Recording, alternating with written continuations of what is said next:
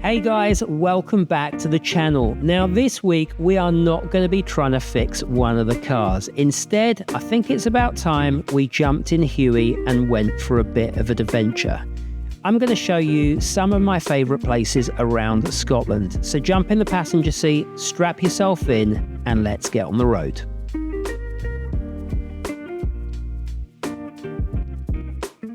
After last week's slog of getting the Defender put back together and bookings, I thought I would escape myself in Huey, who is looking super cool after the work we did. And Scotland is just such a beautiful place. I've been up here for 7 years. This summer, I'm not going to lie, it's been absolutely horrendous. Probably the worst weather I've experienced in the full 7 years I've been here, but we are in September and check this out. How nice is this? So I've come to one of my favourite camping spots, which I tell a lot of people to come to, which is a place called Torridon Castle. It's on the Ardtoe Peninsula, and I'm going to get away for probably about 3 days, bring you along with me. It's going to be a great opportunity to test out the new tents from Tent and Trail, the side awnings, the new power packs, which I've currently got charging my drone batteries after getting some epic shots of Torridon Castle this morning. But I tell you what a blessed day. Let's get on the road. One of my favourite things about coming down the Ardtoe Peninsula is the roads are just absolutely beautiful. They're tiny as well. I mean, where we're driving down now, coming out of out of Torridon Castle, absolutely stunning. You know, another thing I'm absolutely loving, and that is taking photos. When you've got a pretty epic subject like that, in surroundings like this, pretty easy to get inspired. If you ever come and hire one of my Land Rovers, and I tell you to come to the Ardtoe Peninsula, this is why. Listen to that. There's literally no one here. You can drive for hours and maybe see 1 or 2 cars. We're just heading to a place called Ardtoe Beach, which is another little favourite of mine. It's only 4 miles from Torridon Castle, so easily doable within that same first morning for you. And then after that, who knows, but that's the joy of just jumping in a Defender and turning the key and not knowing where you're going to end up. One of the biggest problems when you do your own research is that inevitably the internet will always lead you down the same garden path. The most popular places, the sites that get the most hits, which means you end up coming to Scotland and joining a rather large traffic jam around the NC 500 or camping on the shores of Loch Awe. Instead of doing that, what I like to do when people come up to Scotland and hire my cars is show them the Scotland that I love, the places that are between places.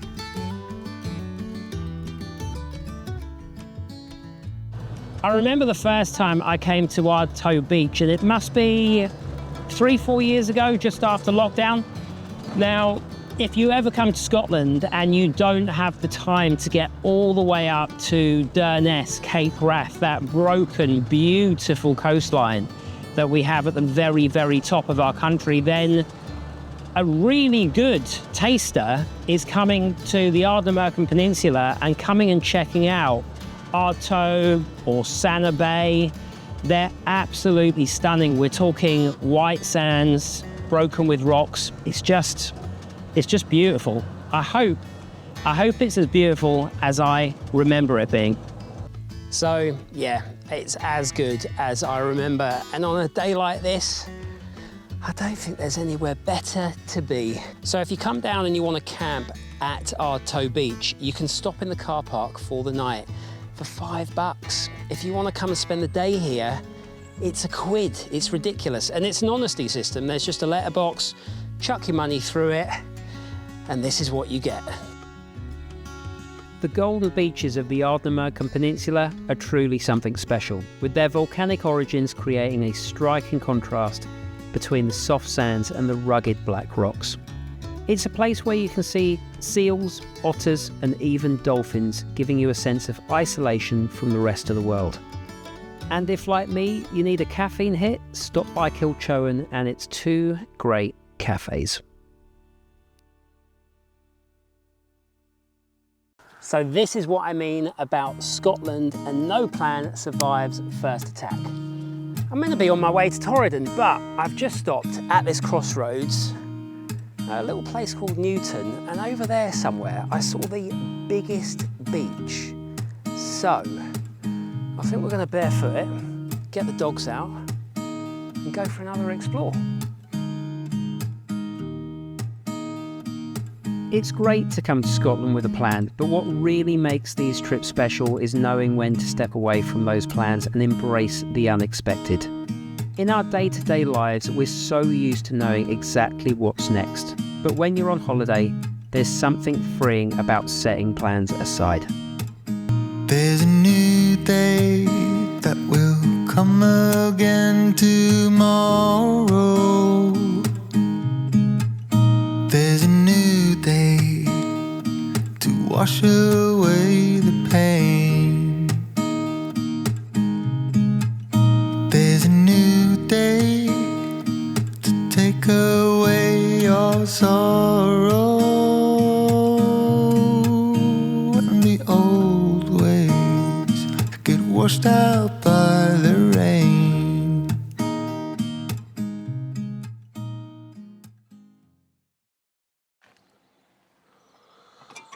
Oh, coffee time. Right, whilst I'm getting my liquid breakfast ready, I think it'd be good to show you what else I've got on the Defender. So let me show you this epic tent and why I kind of chose it over some of the other makes. Like, I haven't fully done it, that bit of Velcro's meant to be over. But anyway, one thing I absolutely love about the Tent and Trail hardtop is that it's got that full canopy that goes all the way around. A lot of them just come off the front, which is great, but if you get particularly bad weather and you don't have this protection on the side, then you're only really getting the protection of a single skin. The other thing is that's super useful, that handle there. That means that when I'm packing it away, I can just grab that and pull it down. The tent automatically lifts up. I think they're on 100 kg struts. I'll have to ask Chris what he built into those, but it is a superb bit of kit. The other thing is, show you very quickly, you see here, so that's double height, and what that means is on my old tent I had to, let me just zoom out a bit, I had to take all the bedding out every time we were kind of getting ready to move again. But with these, you can leave your pillows in there, you can leave your duvet in there, everything's kind of can just be packed away, which means when you set up for the next night, you haven't got to drag everything out the back of your car. It's not just the ease of use with a roof tent, being able to rock up anywhere and put it open, it's also the space you get. You know, these have built-in mattresses, you've got a shelf to stick a laptop on in the evening. I carry power packs as well, so there's an internal LED light on in here. A big upgrade with this roof tent compared to a lot of other ones that I've used are the midge nets, and that means that in the evening, if you want to enjoy the view, you can have just the net up, have lights on in here, and midges aren't going to get through that netting. Now, that isn't something that happens with every brand. And when you're thinking about buying a roof tent, it is something that you should massively, massively consider, especially if you want to come up to Scotland and enjoy this beautiful country, because there is nothing worse than a midge to ruin your evening or your night. If you're wondering where I am, this is actually Loch Awe, which is located just outside of Aviemore.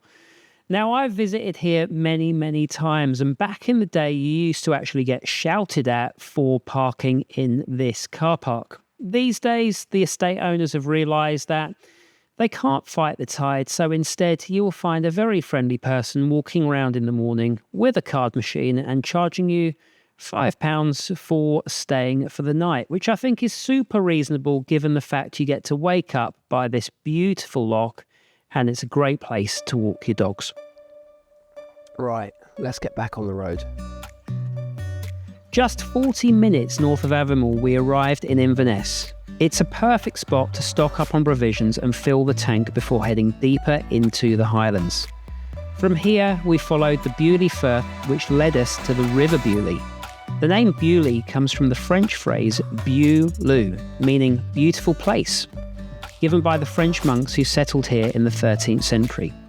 As we ventured deeper into the heart of the highlands, we came across a strange-looking building. We had no idea what it was, but we were about to find out.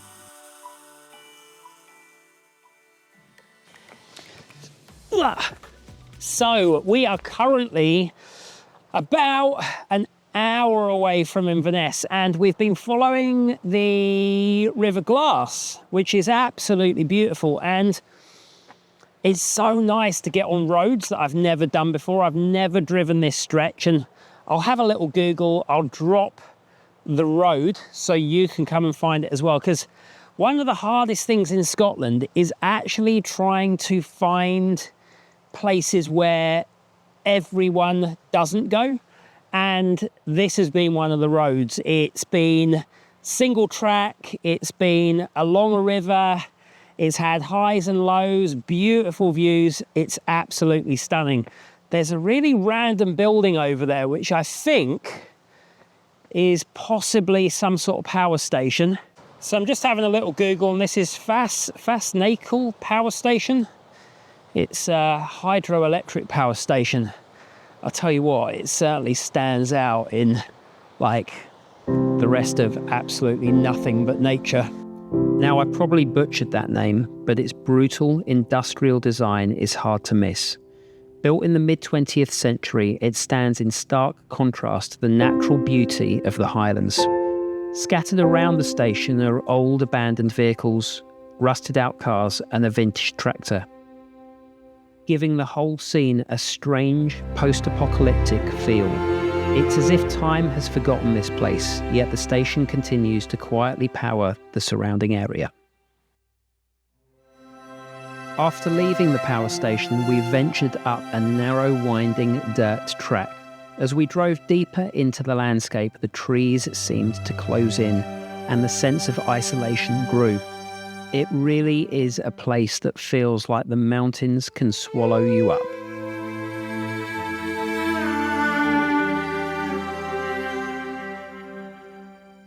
Halfway up the dirt track, if you keep an eye out of your right-hand window, you may just spot the abandoned ruins of Cushna House. Built in the mid-19th century by Lord Tweedmouth, this once grand estate is best known as the birthplace of the Golden Retriever. Now it stands in ruins, slowly being reclaimed by nature. The walls are crumbling and the vines and moss have taken over, giving the house an eerie, forgotten beauty. One thing that I always try and explain to people when you come to Scotland, you can have this idea of exactly how your trip's going to go, but the problem is the place is just so beautiful. Like today, you end up stopping in so many more places. We stopped at, we've been through Inverness, we have been to the power works, we have been to the abandoned castle, we're now at the waterfalls. We haven't even made it to Glen Affrique, let alone Torridon. But that's just adventures in Scotland.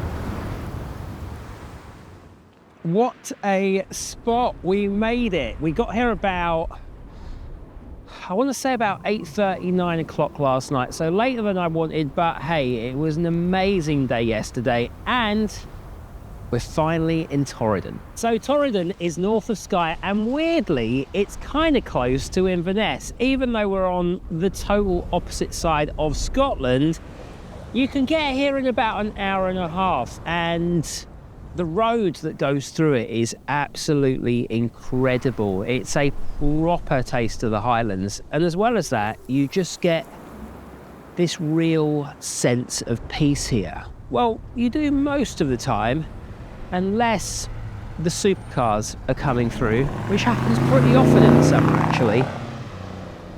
One thing I have learned, if it is not raining when you get up, don't take chances and just get your tent put away as quickly as possible, because up here things can change so fast and no one wants to be unpacking a wet tent when they get home. Just a couple of miles down the road we found Torridon village itself, which is a great spot to stop for a coffee, which is exactly what we did before heading home. If you've enjoyed this video, please give us a like, subscribe, and we will catch you next time. Bye guys.